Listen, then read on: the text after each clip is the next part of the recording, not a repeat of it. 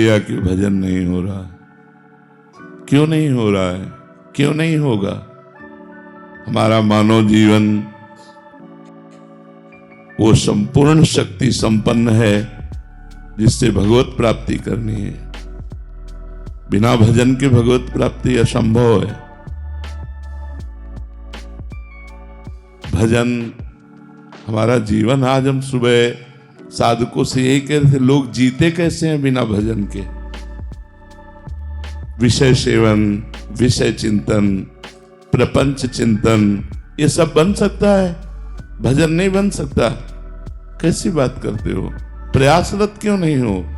इतना क्यों इंद्रिय और मन को प्रोत्साहन दे दिया विषयों के लिए कि वो भजन के लिए ना बोल दिया कि भजन ना बने तो भगवत प्राप्ति के किस उद्देश्य का पालन करने के लिए मानव जीवन प्राप्त किए?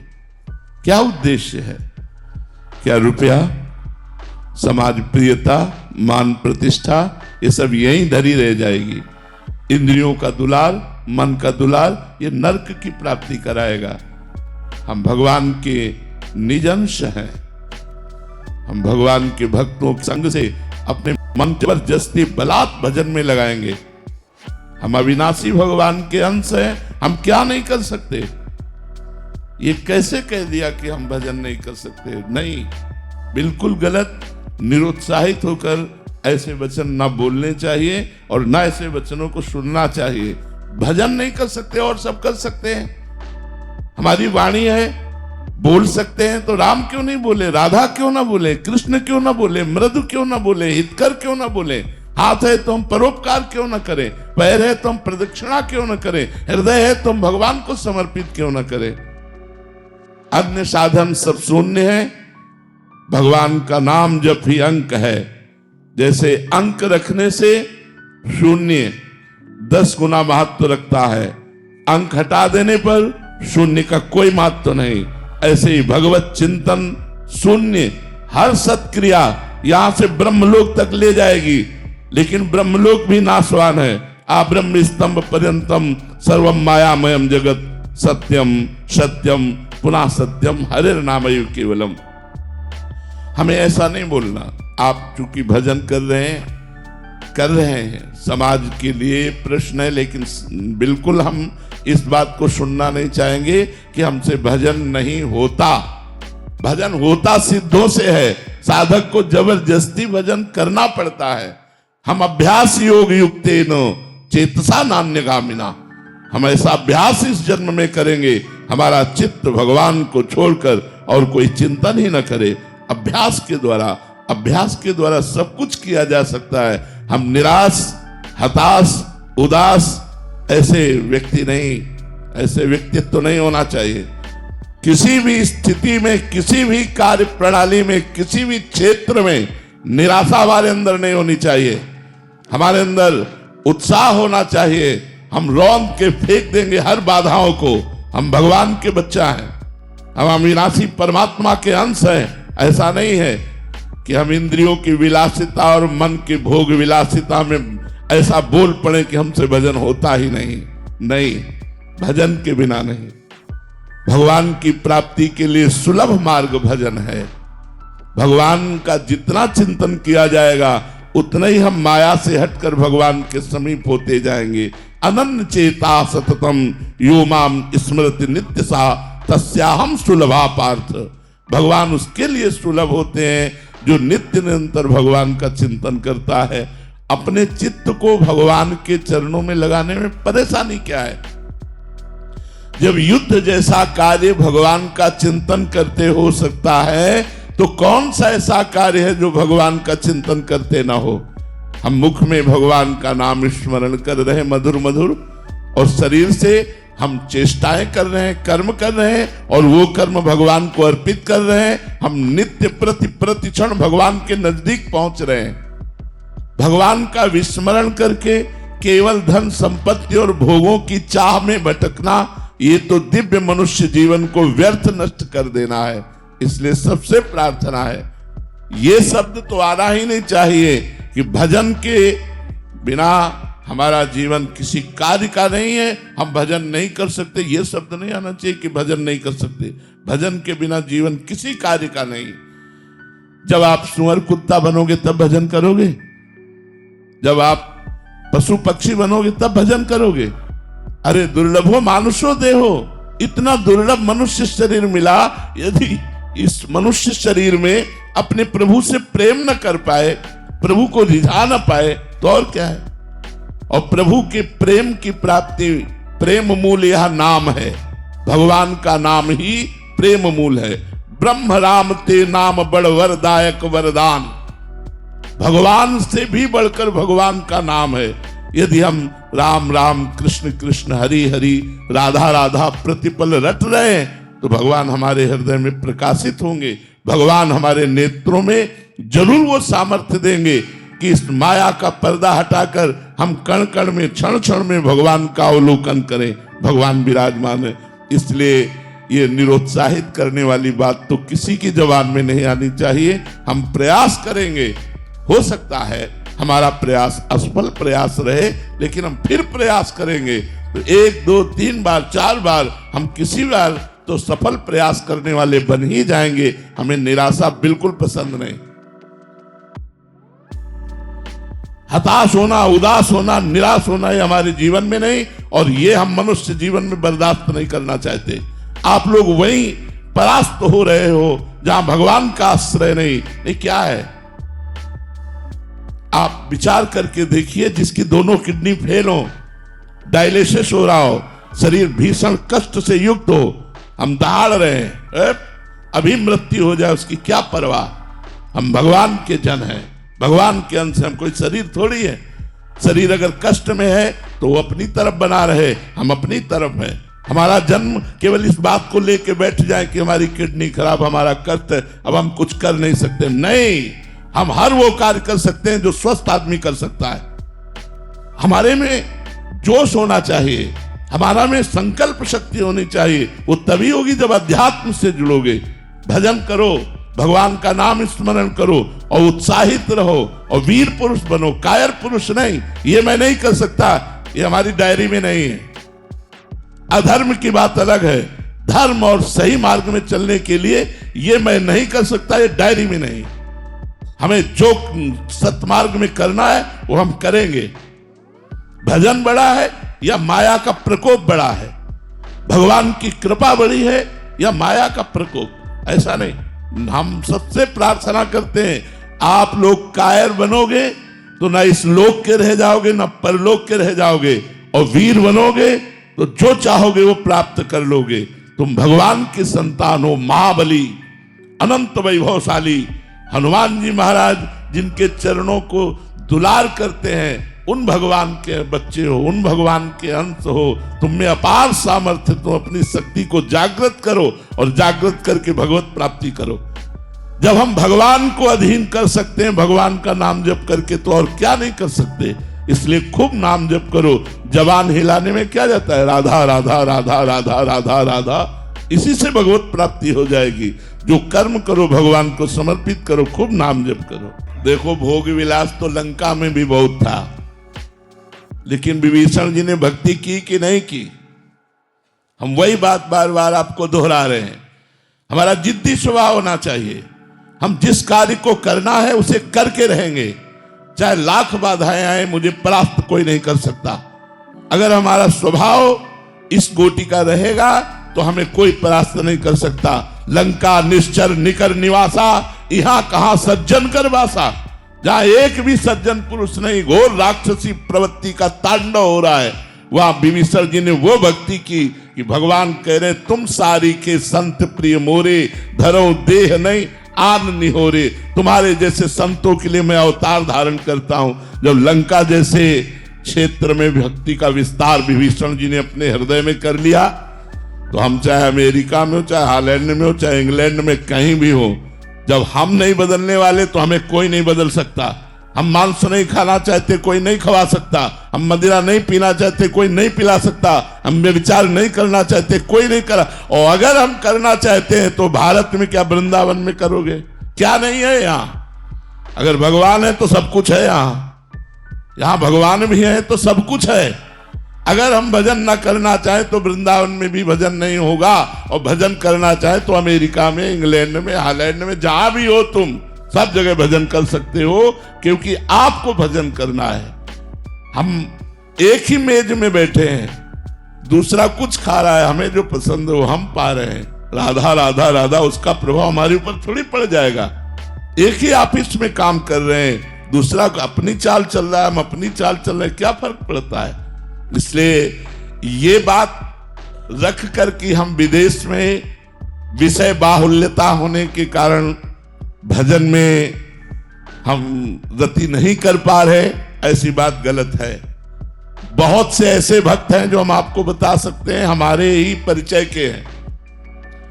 एक तो ऐसे गृहस्थ हैं जो 30-35 वर्ष की अवस्था है, रुपया पैसा सब वैभव, और उन्होंने वृंदावन में संकल्प किया आजीवन ब्रह्मचर्य से रहूंगा, कभी कोई व्यसन नहीं करूंगा, कभी कोई गंदा भोजन नहीं करूंगा, और नियमित अष्टयाम सेवा अमेरिका में रह के कर रहे हैं। वो हर हफ्ते 10 दिन में भेजते रहते हैं इन लोगों के पास कि हमारे ये दिनचर्या चल रही, कोई त्रुटि तो नहीं हो रही, रंग बिहार इनके पास भेजते रहते। तो हम ये देख रहे हैं कि जैसी वृंदावन में भावनात्मक सेवा, ऐसी वो अमेरिका में कर रहे हैं। और अब जब आते हैं बड़े दैन्यता से रहते हैं, यहाँ साधारण अचला लगाया, साधारण कपड़ा पहनते हैं। तो हम अपनी रहनी से रहे। अगर हम अपनी रहनी से न रहे तो भारत में कम व्यभिचार हो रहा है क्या, कम व्यसन हो रहा है क्या, कम गंदगी है क्या? आप देख लो ना, नए नए बच्चों की आदतों को देखो कहां बहती हुई चली जा रही है।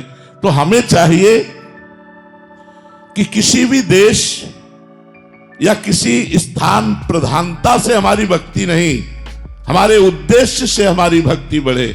हम जहां भी हों अपनी भक्ति को अपने हृदय में बसाएं। हम वहां के व्यवहार को, वहां के आचरणों को अपने हृदय में ना आने दें। तो हम कहीं भी रहे, हम भगवान के बन करके खूब अच्छी तरह भगवान की भक्ति कर सकते हैं। और अगर हम भक्ति ना करें तो वृंदावन में रहकर भी भक्ति नहीं कर सकते। हमें आपसे कह रहा हूं, वृंदावन भगवान का धाम है, यहां भी रह करके वो सब कुछ हो सकता है जो बाहर हो रहा है। और अगर भक्ति करना चाहो तो बाहर में भी कर सकते हो, वो सब कुछ कर सकते हो जो वृंदावन में भक्त जन कर रहे हैं, वही आप कर सकते हो। युगल सरकार विराजमान करके उनको मंगला, उनको राजभोग, उनकी आरती, उनकी चरण सेवा, उनके पद सुनाना, नाम जप करना, भगवान के भक्तों के चरित्र पढ़ना, क्या नहीं कर सकते हो। तो इसलिए हमें ये भी बात पसंद नहीं कि हम किसी देश का हवाला दे करके अपने जीवन को व्यर्थ जाने दें। नहीं, हमारा उद्देश्य मजबूत है तो हम चाहे जिस देश में रहे, चाहे जिस प्रांत में रहे, चाहे जिस जगह में रहे, हमारी भक्ति में कोई असर आने वाला नहीं। अगर हमारा उद्देश्य सही नहीं है तो भक्ति क्षेत्र जहां भक्ति नृत्य कर रही, वृंदावन में भी भक्ति नहीं कर सकते। उद्देश्य ठीक होना चाहिए हमारा। हमारे ऊपर भगवान की कृपा हुई है तब हम भक्ति मार्ग में कदम रखा है। अतिशय कृपा राम की हुई, पाव देह या मार्ग सोई। तो फिर अहंकार क्यों आप थोड़ी कर रहे हैं। भगवान आपके ऊपर कृपा करके आपको भक्ति का मार्ग दिया, भक्ति करने की शक्ति दी, भगवान का नाम कृपा करके आपकी जिह्वा पर चल रहा है, तो अहंकार क्यों। अविवेक के कारण अहंकार बढ़ता नहीं, तो विवेक धारण करो तो अहंकार किस बात का। हम क्या कर सकते हैं, हमें जो पावर है वो भगवान का दिया हुआ है, तो हम व्यर्थ में अहंकार क्यों करें। हमें जो सत्मार्ग मिला है भगवान का दिया हुआ है, हम जो भक्ति कर रहे हैं भगवान के द्वारा दी हुई कर रहे हैं, हमारे ऊपर भगवान की असीम कृपा है, ये सोचना चाहिए। अहंकार करने की जरूरत क्या है। अहंकार से तो पतन हो जाएगा। अहंकार भगवान को पसंद नहीं। अहंकार अज्ञान के कारण हो रहा है, उसको हटाइए। भगवान की कृपा है, आपके द्वारा जो भक्ति हो रही है, हाँ बिल्कुल, अगर अहंकार रखेंगे तो जो हो रही है वो भी छूटती चली जाएगी और काम क्रोध आदि आपके ऊपर हावी हो जाएंगे और गिर पड़ोगे। जिसने जिसने अहंकार किया उसे मुंह की खानी पड़ी। अहंकार का त्याग करो, अहंकार ठीक नहीं है।